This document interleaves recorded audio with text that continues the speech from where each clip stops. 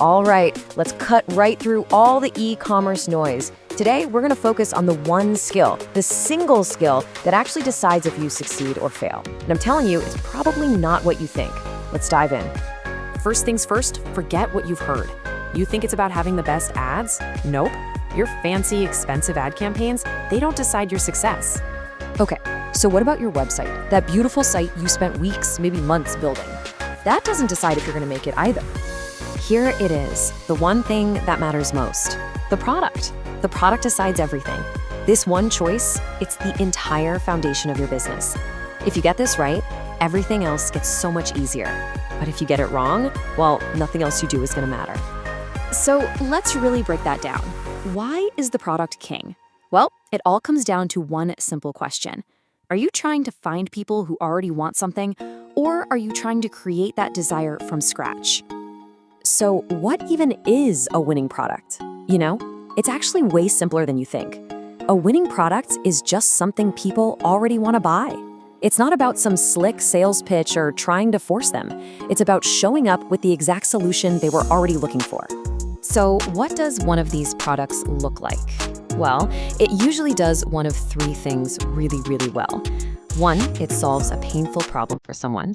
Two, it saves them a ton of time, which is priceless. Or three, it just looks so cool or satisfying that people have this gut reaction, this "I need that right now" feeling. This is the key mindset shift. Our job, especially when we're starting out, isn't to be some brilliant inventor who creates demand out of thin air. No way. Our job is to be a detective. We find the demand that's already out there, and then we just serve it. Okay, theory's great, but let's get practical. How do you actually spot a winning product out in the wild? Well, we're going to use a simple checklist.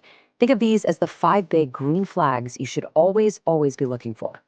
Okay, number one, does it actually solve a problem? Does it get rid of pain or stress? Two, is it super easy to understand? If someone can't get what it does in like 3 seconds flat, you've already lost. Three, is it an impulse buy? Does it make you feel, I want this now? Four, is the price right?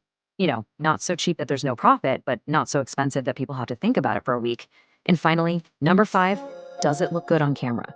In today's world, if it's boring in a video, it's basically invisible. Now, just as important as knowing what to look for is knowing what to run away from fast. These are the most common traps that make beginners lose money. Let's call them the 5 red flags to avoid like the plague. Red flag number 1, insane competition. If you see everybody and their cousins selling the same thing, just don't do it. 2, tiny profit margins. If you're not making enough on each sale, you literally can't afford to grow. 3, it's hard to explain. Confusion is the ultimate sales killer. 4, it requires way too much trust. Think about like a complex health product from a brand nobody's ever heard of. And 5, it's just boring. There's no emotion, no excitement, nothing. I really need to hammer this point home. When you see a product everywhere, you might think, wow, that must be a winner. But it's a trap.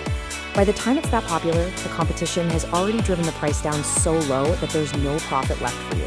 The money's already gone. Okay, enough theory. Where do you actually go to find these ideas? I'm going to show you 2 super powerful and completely beginner-safe methods you can literally start using the second this is over. First up, Instagram. And you might be wondering why. It's simple.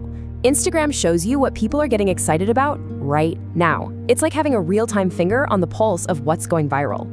So here's exactly what you do. First, search hashtags like #AmazonFinds or #viral products. Easy. Second, look for recent videos that have a ton of views. But here's the most important part. Step 3, read the comments. Are people literally begging for a link? Are they asking, how much is this? Or where do I get one? Those comments, that's pure gold. That is proof of demand right there. Method number 2 is Amazon's best sellers list. The magic of Amazon is that it doesn't just show you what people like, it shows you what they're actually spending their hard-earned money on. This isn't just interest, my friends. This is proven, paid demand. And the process is so simple. You just go to the bestseller section on Amazon, pick a category that you're kind of interested in, and start scrolling. You're looking for simple products without big brand names on them that solve a really clear problem. And here's a little pro tip for you beginners. Just stay away from complicated electronics. Trust me on that one. Keep it simple. So you've used these methods and you've found a few ideas. That's awesome. But we don't guess, we verify. The last step before you invest a single rupee is to use real data to confirm you're on the right track. We need to answer one critical question before we commit to anything. Is the interest for this thing growing, staying flat, or is it dying? The last thing you want to do is jump on a sinking ship. And the tool we use for this is Google Trends. It's free and it's incredibly powerful. All you do is search for your product's name, set the time range to the last 12 months, and look at the graph. If that line is going down, it's a huge red flag. Skip it. But if it's stable or even better, rising, that's a great sign. That means the demand is healthy. All right, let's talk about the most important number in your business, profit. A huge mistake beginners make is pricing way too low. Just look at this. If a product costs you 500 rupees to get and you sell it for 600, that 100 rupee profit is nothing. It's not enough to run ads, handle returns. It's not a business. But if you sell that same 500 rupee item for 1200, now you've got a 700 rupee profit margin. That profit, that's your power. That's your marketing budget. That's how you actually grow. We've covered a ton of ground, from the big picture mindset stuff to the nitty-gritty methods. So now it's time to pull it all together into an action plan. And it's all built around the single most important rule in all of e-commerce. Please, if you remember one thing, let it be this. A good product, something people genuinely want, can actually survive if your ads are just okay. But a bad product, something nobody's looking for, cannot be saved even by the best advertising in the entire world. The product comes first, always. So, here's your assignment. Your task for today.